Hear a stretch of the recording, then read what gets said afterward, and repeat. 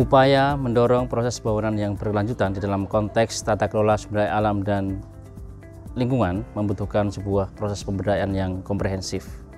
Dimensi pemberdayaan saya kira menjadi arus utama di dalam program-program pembangunan yang berbasis pada bawah. Dengan proses pemberdayaan harapannya masyarakat itu bisa terlibat dari sisi perencanaan, kemudian pelaksanaan, monitoring dan evaluasi hasil. Harapannya melalui proses dan kegiatan pemberdayaan ini, program-program yang dilakukan itu bisa berorientasi pada keberlanjutan program. Salah satu dimensi utama dari sebuah proses pemberdayaan adalah pentingnya kelembagaan. Saya kira dalam banyak diskusi-diskusi pemberdayaan, berbagai kegiatan-kegiatan praktik pemberdayaan masyarakat itu menarik untuk kemudian kita kembangkan bagaimana mendorong proses kelembagaan sebagai sebuah wadah bagi masyarakat. Ada banyak keuntungan kenapa kemudian penting sebuah kelembagaan di dalam proses pemberdayaan masyarakat. Yang pertama adalah bahwa melalui sebuah proses kelembagaan yang ada harapannya bisa menjadi sebuah wadah sosial ekonomi bagi masyarakat.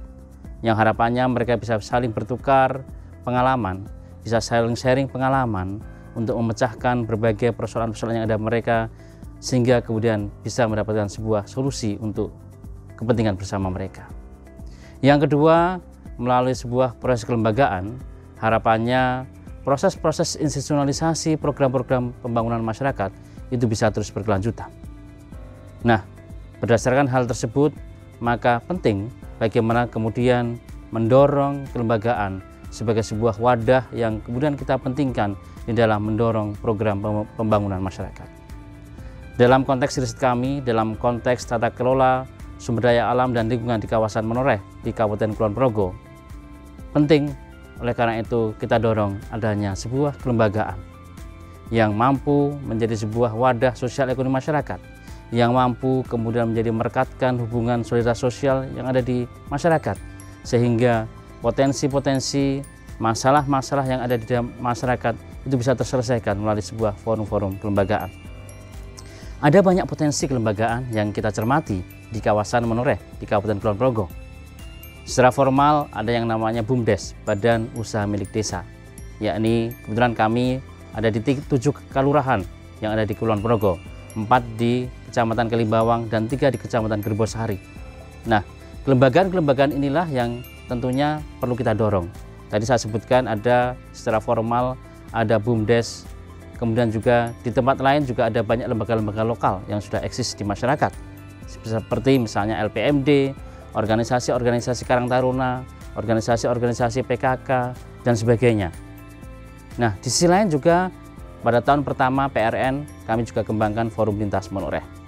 Nah, penting untuk ke depan bagaimana kemudian mengembangkan sebuah program-program yang berkelanjutan ini dengan mengoptimalisasi potensi lembaga-lembaga yang ada.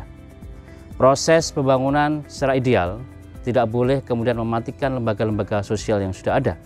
Tapi bagaimana kemudian justru melalui pembangunan masyarakat itu, peranata-peranata sosial lokal, nilai-nilai lokal, norma-norma lokal, termasuk kelembagaan lokal, itu menjadi penting sebagai sebuah modal sosial di dalam sebuah proses pembangunan masyarakat. Upaya mendorong kelembagaan yang efektif, kelembagaan yang kemudian partisipatif, perlu untuk kemudian kita merumuskan kira-kira seperti apa sebenarnya lembaga yang kemudian paling diakomodasi, ke lembaga yang kemudian paling diharapkan oleh masyarakat. Oleh karena itu, dalam program ini kami coba mengidentifikasi berbagai program-program yang penting, berbagai identifikasi kelembagaan yang penting yang harapannya menjadi sebuah penopang di dalam masyarakat. Ada banyak teoritisasi yang kemudian kita pelajari bahwa membangun lembaga baru, membentuk lembaga baru tidak harus kemudian mengabaikan lembaga-lembaga yang ada, tetapi bisa kemudian memanfaatkan lembaga-lembaga yang ada tersebut untuk kemudian kita kembangkan, kita optimalisasikan ada di sana. Dan salah satu kunci penting adalah bahwa formalisasi sebuah lembaga itu tidak menjadi bagian penting, tapi yang menjadi penting adalah bagaimana kemudian lembaga-lembaga yang ada itu bisa kemudian menjadi sebuah wadah sosial ekonomi masyarakat. Mungkin dalam mimpi ke depan perlu ada sebuah formalisasi lembaga, tapi formalisasi lembaga tentunya harus dipenuhi, harus ditempuh melalui sebuah syarat-syarat tertentu. Yang penting adalah bagaimana kemudian lembaga-lembaga yang ada tersebut itu bisa kemudian mendorong adanya sosial, kegiatan-kegiatan sosial, kegiatan-kegiatan ekonomi yang ada di masyarakat. Oleh karena itu yang penting adalah kita dorong adalah pertama, perlu ada sebuah lembaga yang kemudian memang mampu mengintegrasikan berbagai potensi-potensi sosial, potensi ekonomi, potensi budaya yang ada di 7 kelurahan yang ada di Kalibawang dan juga di Gerbosari. Yang kedua adalah memang dalam formalisasi bukan menjadi tujuan awal, tapi formalisasi kelembagaan akan menjadi sebuah tujuan akhir ketika kemudian lembaga ini memang benar-benar sudah eksis. Daripada kita memformalisasikan di langkah awal, tapi kemudian lembaga ini nggak berjalan, nah ini sama saja kemudian nggak akan ada manfaatnya untuk masyarakat. Sehingga yang menjadi penting adalah setelah kemudian terbentuk lembaga tersebut, bagaimana kemudian mendorong lembaga-lembaga yang ada, mendorong lembaga yang kemudian kita pilih tersebut benar-benar mampu kemudian menjalankan fungsi-fungsi pengembangan kapasitas yang ada di dalam masyarakat tersebut. Upaya memperkuat kelembagaan saya kira bisa dilakukan dengan berbagai cara. Yang pertama adalah bagaimana kemudian memperkuat mindset, pola pikir dari aktor-aktor yang ada di lembaga tersebut. Harus ada visi bersama di dalam kelembagaan tersebut. Ketika ada visi bersama, saya kira berbagai persoalan-persoalan yang ada di masyarakat itu bisa kemudian terpecahkan. Berbagai rencana kerja dari lembaga itu bisa kemudian juga terrealisasikan.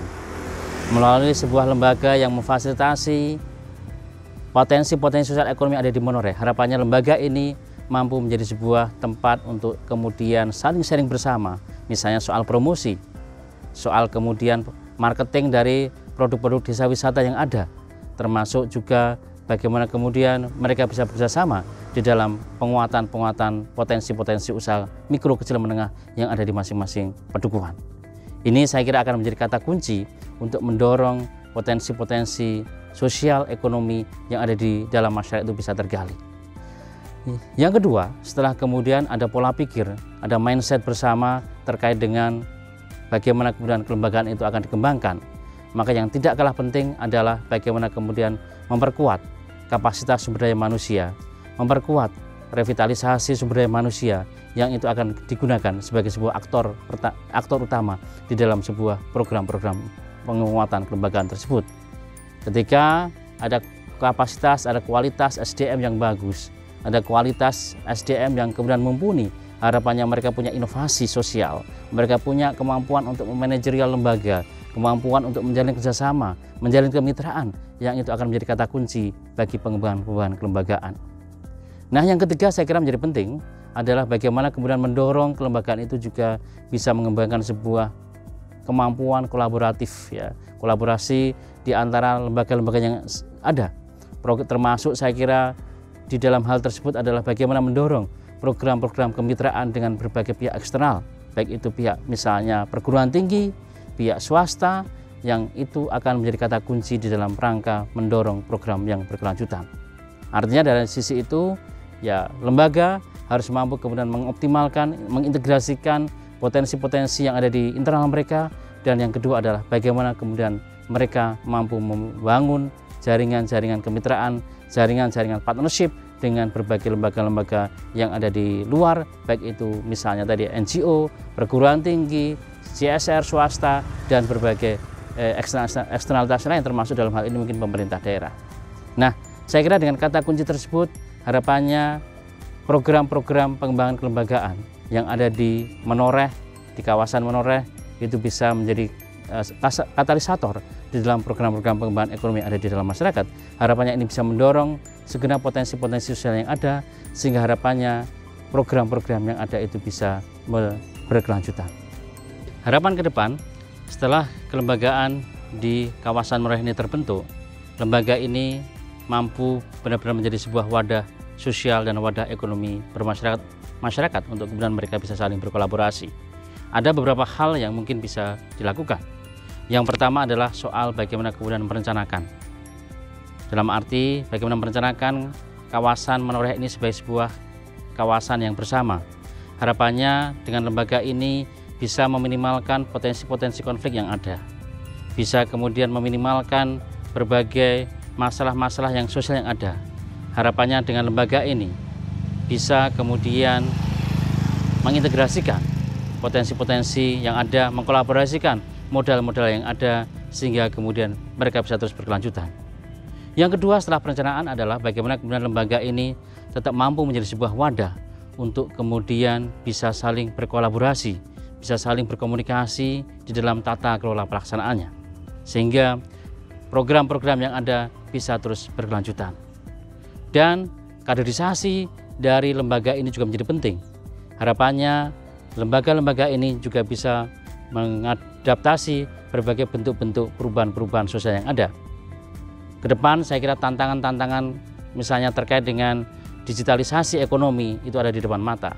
Sehingga kemudian kelembagaan ini juga harus mampu merespon tantangan-tantangan digitalisasi ini bukan menjadi sebuah masalah, tapi menjadi sebuah potensi bersama untuk maju bersama-sama.